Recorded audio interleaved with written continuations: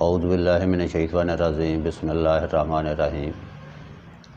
آج ہم نظریہ پاکستان کے بارے میں بیان کریں گے، یعنی نظریہ پاکستان کا مفہوم۔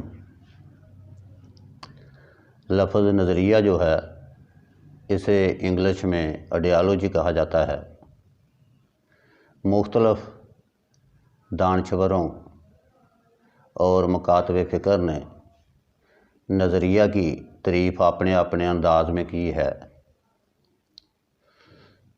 کچھ ماہرین کی رائے ہے کہ سوچ اور مقصد کا نام نظریہ ہے، جبکہ اصطلاحی معنوں میں کچھ ماہرین نے نظریہ کی تعریف اس طرح کی ہے: کسی شے کے وجود کے حصول کے لیے بنایا گیا ذہنی فکری نقشہ جو ذہن میں ابھرتا ہے نظریہ کہلاتا ہے۔ اسی طرح ایک اور ماہرین نے بیان کرتے ہوئے فرمایا کہ کسی قوم کا اجتماعی طور پر کسی ایک سوچ پر متفق ہو جانا نظریہ کہلاتا ہے۔ اسی طرح آگے چل کر نظریہ کی تعریف کرتے ہوئے ایک اور ماہر نے کہا کہ کسی ایک نقطے پر سب کا مل جل کر اتفاق، سوچ، ایجنڈا نظریہ کہلاتا ہے۔ تو دیکھیں، پاکستان اسلامی نظریہ حیات کو سامنے رکھتے ہوئے وجود میں آیا، اور اسلامی نظریہ حیات ہی پاکستان کا نظریہ حیات ہے۔ بر صغیر پاک و ہند میں دو قومیں آباد تھیں، ایک ہندو اور دوسرے مسلمان۔ تو بر صغیر میں ہندو جو تھے وہ ہندوازم کے قائل تھے، اور مسلمانوں کا عقیدہ اسلام تھا۔ تو مسلمانوں کے ذہن میں بھی ایک سوچ، فکر اور ایک فلسفہ پیدا ہوا کہ ہم بھی ایک علیحدہ ملک حاصل کریں۔ تو قائد اعظم محمد علی جناح نے خطاب کرتے ہوئے فرمایا تھا کہ پاکستان کا وجود تو اسی دن قائم ہو چکا تھا جب بر صغیر کے پہلے ہندو نے اسلام قبول کیا تھا۔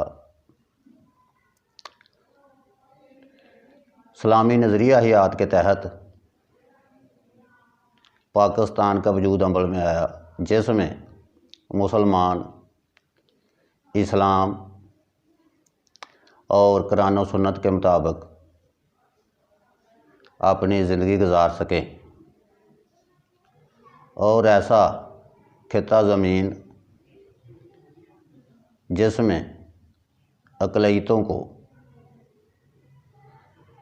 آزادانہ حقوق حاصل ہوں، وہ اپنے اپنے عقیدہ کے مطابق عبادات کر سکیں۔ تو نظریہ پاکستان جو ہے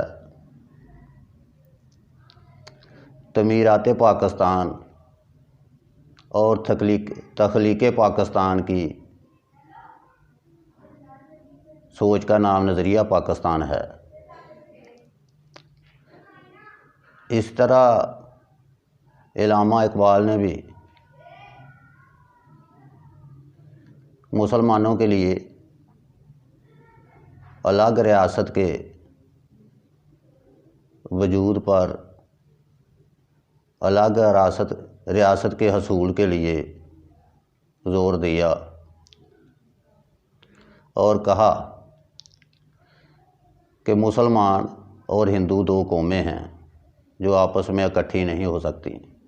پہلے پہل علامہ اقبال رحمۃ اللہ علیہ بھی ہندو مسلم اتحاد کے زبردست حامی تھے، لیکن جلد ہی انہوں نے بھی سوچ لیا کہ ہندو ایسی قوم ہے کہ ان کے ساتھ مسلمانوں کا مل جل کر رہنا ناممکن ہے۔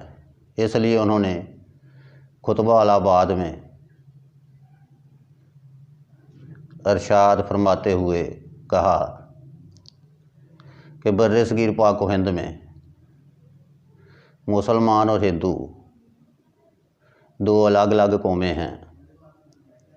مسلمانوں کا ہندوؤں کے ساتھ اب چلنا ناممکن ہے، کیونکہ ہمارا مذہب دین اسلام ہے۔ ہم دین اسلام کے مطابق اپنی زندگی گزاریں گے اور موجودہ حالات میں دونوں قوموں کا اکٹھا چلنا ناممکن ہے۔ تو انہوں نے بھی آزاد ریاست کے وجود پر روشنی ڈالی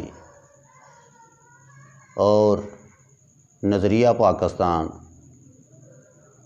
اسلامی نظریہ حیات پر زور دیا۔